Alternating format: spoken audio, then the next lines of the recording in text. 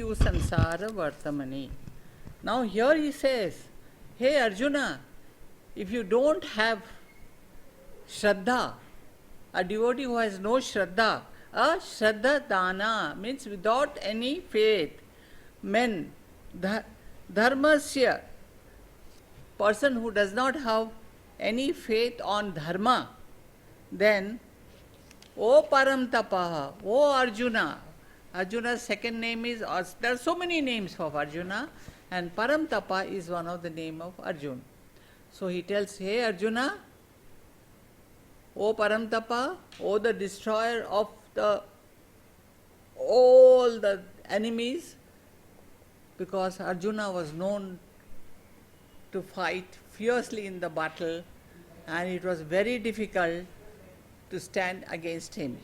That's why he was called Paramtapaha, means a great destroyer of enemies. He says, Aprapya. Aprapya means cannot get me, cannot attain to me. I say, Nirvante. So such people return back to the Mrityu Sansara. Mrityu means death. This world is a Mrityu Loka. This is not Chiranjeevi Loka. So, he says, Arjuna, the supreme knowledge of self, if you want to hear, have faith. You cannot attend to this lecture, my advice, unless you have full faith in me. Explains to him, and then he says, in those who don't believe in me, those devotees who have no respect for the scriptures, don't have respect for their religion, cannot go forward. They go back to the Mrityu Sansara, Punarapi Janma, Punarapi Maranam. That is what will happen to me. They will go into the cycle of death and birth, because they had no respect or faith in their own scriptures. So to get this knowledge, you need full devotion. Then only you can go forward.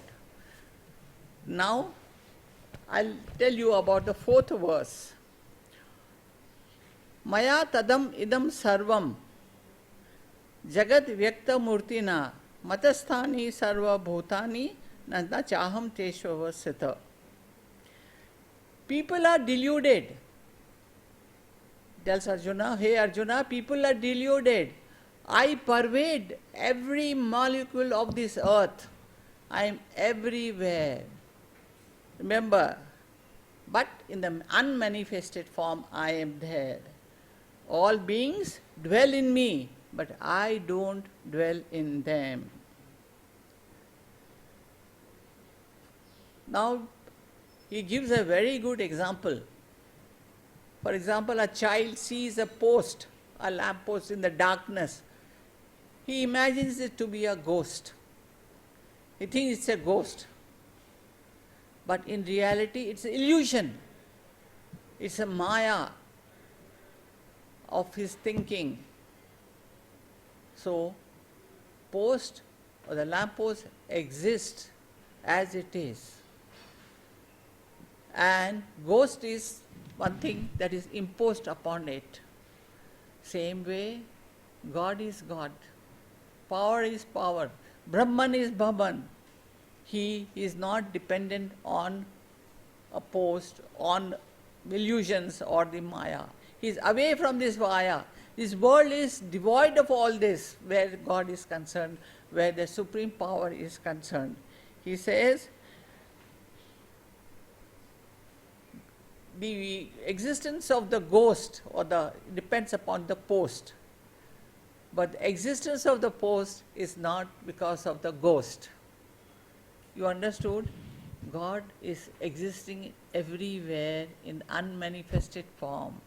He doesn't need any support because He is the creator of this world and we are the creation of God. So creation has to depend upon God and not God upon the creation. One more example I can give you. For example, ocean. The waves rise from the ocean and go back to the ocean. But does the ocean depend upon the waves? No. Ocean is existing without the waves. It's the waves that is dependent upon ocean. In the same way, human beings are like waves. They rise from the God, from that Brahman, that superpower, whatever name you are given, and we go back to it. So, this fourth chapter, the fifth verse is also over. Now tell me, I will tell you a small story.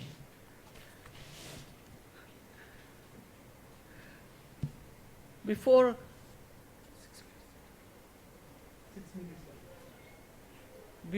Krishna leaves Arjuna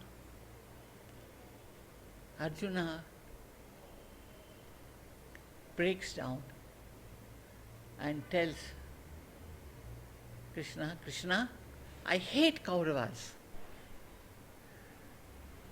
He asks, why you want to hate? He says, they invited me to a game of dice and we have lost everything. Krishna says, you have made a greatest mistake. You had no faith, no Shraddha on yourself. By choice, you have accepted that game. You accepted the invitation. And it is your responsibility for your action. That you are suffering because you couldn't think. For your thinking also, you depended upon the others and not on yourself. You didn't go back and reflect upon it. Okay, what am I doing? All of you have done the same thing. In that greed of winning the dice, you depended on others and lost your game. Now you have to pay the price for acting foolishly. So don't blame those who take advantage of you. If you don't have your own thinking, if you depend upon the others, the opposite side, to think for you, then they are going to take advantage and you are going to suffer. Then Bhim comes in between and tells Krishna, hey Krishna, I want to raise the army and destroy the Kauravas. After all, I did not gamble. It was my brother who gambled. So how am I responsible? Shyam says, no Bhim, you cannot do that. That is not correct. You have renounced your right to think. When you let others think for you, you have to suffer the consequences of that thinking. And you have to abide by whatever decisions they have. If you don't abide, it becomes adharma. And if you listen, whatever punishment you got and accept it, it is called dharma. So he says, for to keep one's word, it is called dharma. And those who don't keep up their word, who are dishonest with their word, once they give the word, they are called adharmis, not right people. He says, life has been so unfair to me, Yudhishthira says. I have to go and live in the forest for 13 years. I have to suffer. So he says, I am destitute, forced to leave my kingdom. I was a king one day before. Now I am nobody. I have lost everything that I had. So Krishna says, don't pity yourself. Then he tells the story of Rama. He says, Rama also went to jungle. He was there in the forest for 14 years, whereas your punishment is only for 13 years. Rama knew to keep up his word, that is his dharma, to obey his father, because his father had given a word to Kaikeyi, Though father for a moment changed his thinking, but Rama did not allow him to think. He says, no, I will go to the forest and I will come only after 14 years. So you also have to go to the forest, live there, you have to pay for your actions and then come back. Thank you, children, for listening to me. God bless you.